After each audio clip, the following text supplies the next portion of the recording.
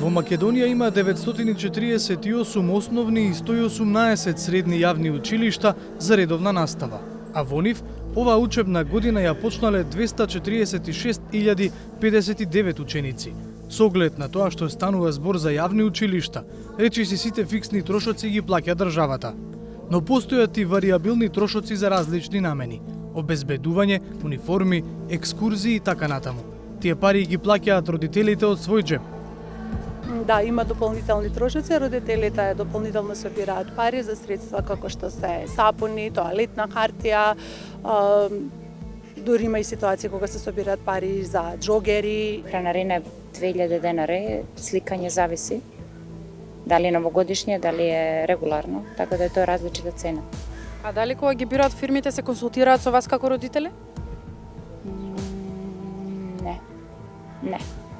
Дали знаете како училиштето ги бира фирмите за униформи, обезбедување, храна за учениците? Не знам. Немам појма. Претпоставувам по некој пат на предлог од некои родители па се бира според тоа нешто. Преку совет на родители, меѓутоа не ја знам постапката. На секој состанок кога имаат ни праќаат записници. Во согласност со советот на родители, колку што ја знам. Вајда тендери прават и тоа претпоставам дека никој надлежен проверува дали е се во ред, така. Прашањето за колку пари станува збор и како се трошат си го поставиле и во Центарот за граѓански комуникации, невладина организација чија специјалност е следењето на јавните набавки. Нивната проценка е дека се работи за сума од околу 10 милиони евра годишно, пари на родителите кои се трошат со посредство на училиштата. А освен за екскурзиите, нема јасни правила како се прават другите набавки. Истражувањето покажува всушност дека нема транспарентни процедури, нема јасни правила во ниту едно училиште, не ни беше испратена, да кажам, процедура која јасно укажува на начинот на кој што се спроведуваат постапките со парите собрани од родителите на учениците. Генерално можеме да кажеме дека сите училишта се оградуваа од процесот велејќи дека тоа не се пари кои се добиени од буџетот и дека за тие пари не треба да се спроведуваат постапките согласно Законот за јавни набавки, што секако на нас ни беше многу јасно и од почетокот на истражувањето. Ваквите наоди во истражувањето на Центарот за граѓански комуникации се темелат на детална анализа на податоците од примерок од 96 училишта од 8 општини во земјава. Истражувачите му се обратиле поединечно и на секое училиште кое било предмет на анализа со прашања како по која процедура ги спроведуваат набавките со парите од родителите. Речиси половина од училиштата, односно 40 од нив, не одговориле или споделиле нецелосни информации. Иако ние се повикавме на Законот за слободен пристап до информации, тие беа обврзани да ги дадат тие информации. Значи, надвор од законската обврска, не почитувајќи што, за жал, веќе е некој црвен аларм, значи, тие веќе нешто кријат, што не се подготвени на побараните информации да одговорат. Па еден од главните заклучоци на истражувањето е: во отсуство на процедури, оправдано можеме да се сомневаме дека во суштина некој друг на некакви пристрасни начини одлучува од кои фирми ќе се бараат понуди за набавка на униформи, за набавка на храна во училиштата и слично, и на тој начин всушност се овозможува и се шири корупцијата во однос на начинот на кој што се трошат овие пари. Во моментов корисникот е недостапен. Решивме и самите да спроведеме мини истражување. Со оглед на тоа што многу од училиштата имаат сиромашни веб страници и речиси никакви огласи во однос на набавките, побаравме директори по случаен избор на неколку училишта опфатени во истражувањето. Држте на постоечки број.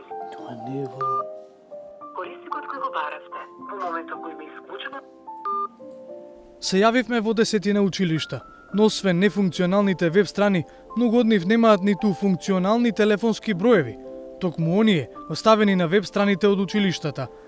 На интервју се нафати директорот само на едно, Митко Димовски од средното училиште Орце Николов. Не пречека со ставот дека е свесен за, како што ги нарече, шпекулациите за директорите и наставниот кадар во врска со трошењето на парите. Затоа, вели тој, посакува и апелира Министерството за образование и наука да усвои процедури. А до тогаш, со колегите се обидуваат да ги пренасочат сите одлуки за набавките од џебот на родителите кај самите родители и децата. Ние одлучивме родителите, секој створет собствениот буџет, да може да купи по една, две, три мајчки, зависи.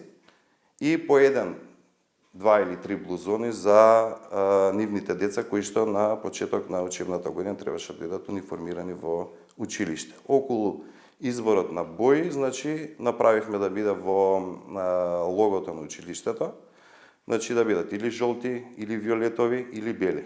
Ние не одлучивме каде тие да одат да ги купуваат, има избор од каде тие сакаат од таму да ги купат. Значи во тој дел, во финансискиот дел, да не им се мешаме на родителите.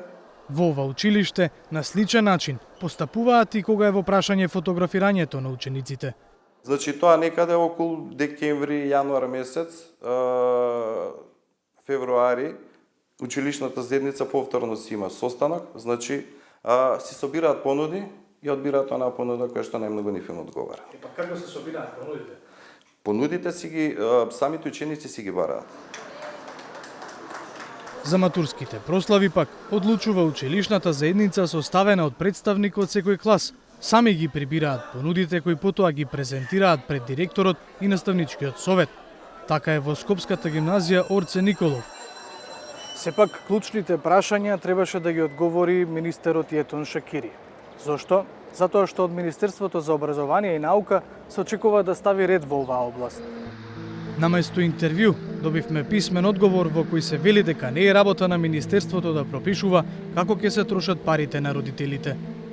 Основното и средното образование во Северна Македонија е задолжително и бесплатно. Училиштата добиваат средства од МОН преку блок дотациите кои им се префрлаат на општините од државниот буџет. Родителите немаат никаква обврска да вложуваат средства во училиштата за набавка на опрема, хартија, хигиенски препарати, набавка на униформи, поставување на физичко обезбедување и слично. Например, униформите и училишното обезбедување не се задолжителна законска обврска, но доколку родителите старателите одлучат дека се потребни, тогаш што бираат средства и преку советот на родители одбираат провајдер за конкретната услуга, а уплатата се врши директно на сметка на провајдерот. Бидејќи парите од родителите не се слеваат на сметка на училиштето, а и тие потреби не се дефинирани како задолжителни со законите за основно и за средно образование, Министерството за образование и наука не гледа правна основа за носење на подзаконски акти. Но така не пишува во Националната стратегија за спречување на корупцијата усвоена од Собранието на Република Северна Македонија на седницата одржана на 18 април 2021 година. Напротив, се вели дека се потребни прецизни критериуми за регулирање на набавките. Потребно е воспоставување на прецизни критериуми за набавката и користењето на образовните помагала во училиштата, регулирање на набавките кои се реализираат надвор од Законот за јавни набавки, како и на условите и постапката за давање под закуп на недвижен имот на образовните институции. Пример за влијанието на носењето дополнителна регулатива се подзаконските акти за ученичките екскурзии и настава во природа, активности кои се предвидени во наставните програми. Практично, училиштата сега се обврзани да спроведат јавна набавка, согласно правилата кои ги утврдува Министерството за образование. За да се дојде до тоа решение, беа потребни години притисок и незнаен број поплаки поради непријатни случаи на екскурзии. Зошто да не се спречи такво нешто и со другите активности, макар и не биле дел од задолжителните, наместо да отвораат сомнежи и да се лечат последици?